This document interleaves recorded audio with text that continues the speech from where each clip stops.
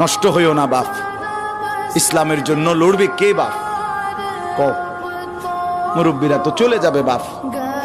18 বছরের ছেলে, 20 বছরের ছেলে, 22 বছরের তাগড়া জওয়ান, তুমি নষ্ট হয়ে গেলে, তুমি চরিত্রহীন হয়ে গেলে, তুমি যদি সারাক্ষণ নারী ছাড়া, ছবি ছাড়া, মদ জুয়া অশ্লীলতা, তুমি যদি মোবাইলের আসক্তি ছাড়া চলতে না পারো, আগামী দিনে ইসলামের জন্য তুমি করবা কেমনে, লড়বে কেমন? আগামী প্রজন্ম তোমার হাতে নিরাপদ দিন পাবে কেমন? বেঁচে থাকার নিরাপত্তা মিলবে না।